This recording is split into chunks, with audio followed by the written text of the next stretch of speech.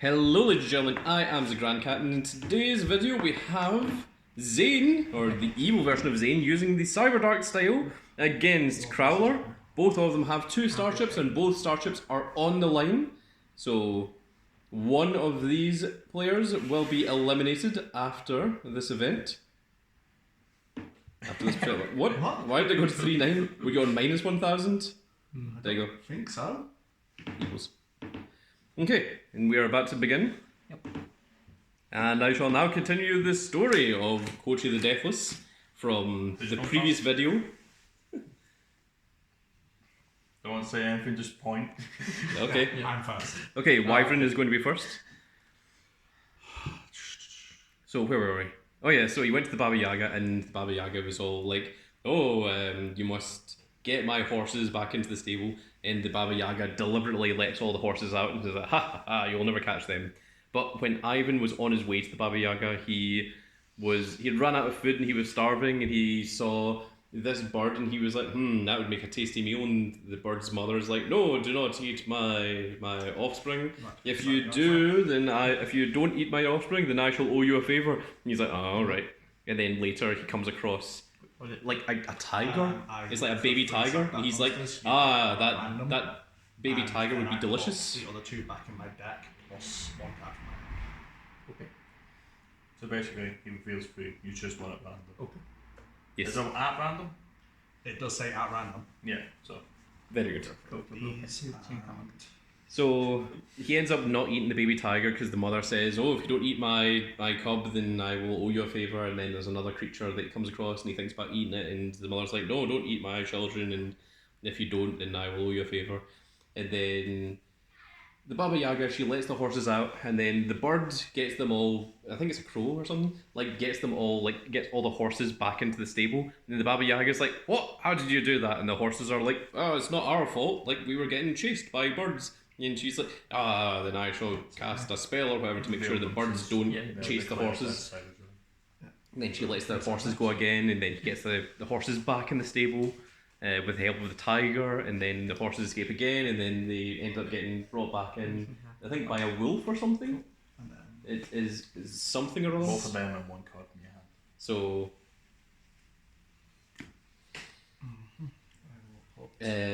so then he realizes that the Baba Yaga was never going to give him a magical horse, and that he was just trying to mess with him. And also the Baba Yaga said, "If you're not able to do this, then you must give me your soul, or I'm going to eat you, or one of these things." So then he just steals one of the horses, and he, as he's trying to run away from the Baba Yaga realizes and is like, "What? How dare!" And she jumps in her cauldron and then flies out the window and chases after him in her cauldron. That's what she does. And he gets to the wall of fire, and he, in his haste, he waves the ragged cloth twice as opposed to 3 times, so the bridge is significantly smaller and thinner. But thankfully the magical horse can navigate across the small bridge, and then Baba Yaga tries to come along and cross the small bridge herself, but ends up falling off the side into the fire and presumably dying. Where is she flying? Yeah. Okay. This is the actual story. And then him with his magical horse goes back to take on Kochi. Doors open, bossman. Right. And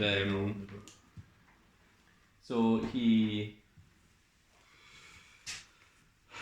then goes and saves his girlfriend, and Kochi is on his magical horse chasing after them, but he is also on a magical horse so he can run just as fast. But then he turns around and runs Kochi off his horse, and then he challenges him to a sword fight, and he's like, "Ha, you fool, I am deathless, I cannot be killed." And Ivan just decapitates him, and he's like, "Ah, you fool, I'm still immortal, I cannot be killed." It's like, yeah, well, that may be so, but we're just going to take your head and we're just going to put it into this chest and fill it with dust and sawdust and things, and then we're going to bury it somewhere and put cement over it, and then we're going to throw it into a barrel, and then we're going to throw the barrel into the ocean so that it can never be found again.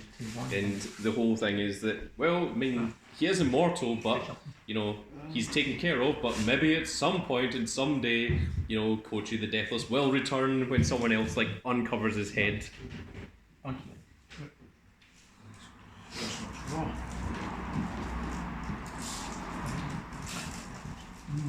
So basically, that guy's dead. Well, I mean, he's technically still alive Well, somewhere, in a manner befitting Hidan I'm pretty from sure he's dead. from Naruto. But I wonder if that's where Naruto got the idea. Maybe actually. Yeah, because it's almost exactly the same. You know, an immortal that ends up getting decapitated and his head's buried and everything. Well, Hidan did eventually die. Did Well, he? the reason He started. Ah, Oh yeah.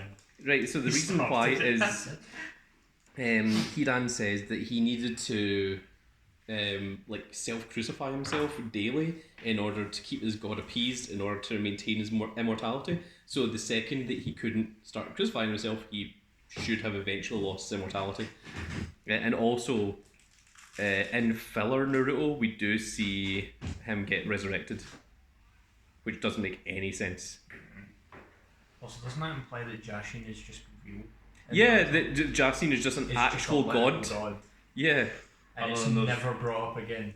Because one of the things, I think it's like, is it Kakuzu? Yeah. Yeah, I think he says something along the lines of, like I think he's like supposed to be like very atheist, and it's like, there isn't any god Jashin, you just have, you know, this unique ability that you're actually immortal. And he's like, nonsense, I have to pray to Jashin in order to maintain this, you know, and he's like, oh, you're an idiot, you know. How much attack has this got? 18. Oh my god, it is the Gemini. Oh, it's 21. 21. So it was in the deck. So what's out that con? Effect. Catch claw. Oh, it claws a dragon.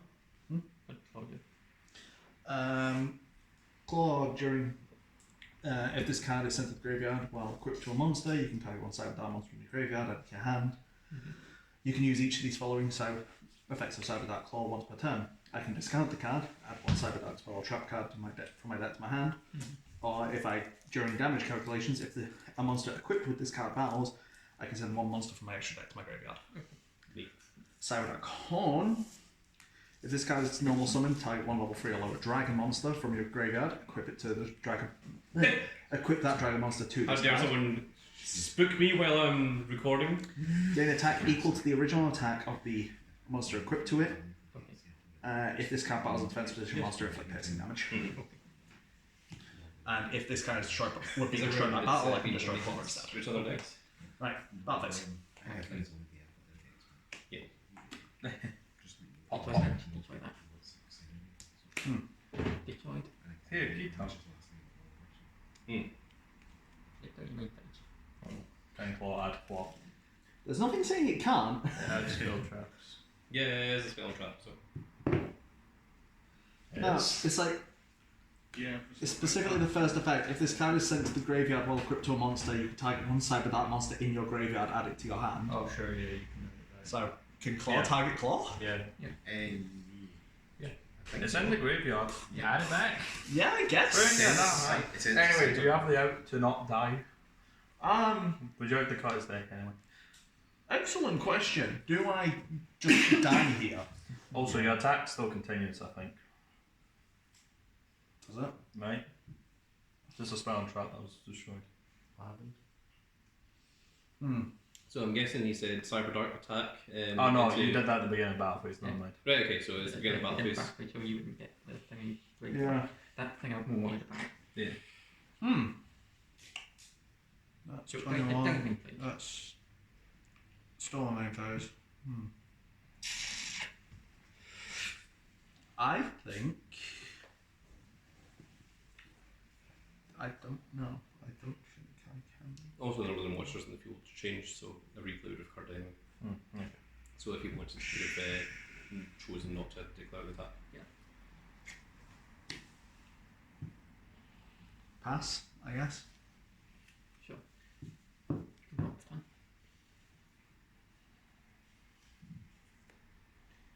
Get in there with your talent.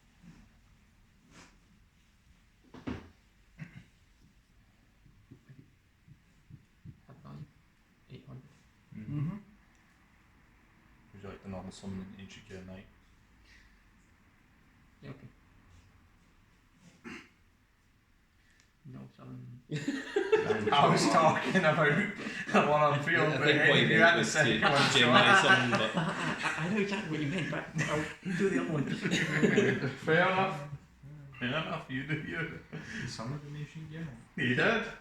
well, he did exactly as you said, big dog. He did. I didn't even see the other one in his hand. Back to back big. Yep. 3,300 and 800. So it's 2-5. Mhm. And then attacking. Yeah. And there we go. Zane has been eliminated, and Crowler moves on with his 4 star chips. And there we go, folks. That is going to be it for this little video. I really hope you all enjoyed. And if you did enjoy it, please give me a like, share, and subscribe. And if you are subscribed, make sure you click that notification icon so you can see even more of these glorious little videos go out. And we shall see you all in the next video. Goodbye, everybody.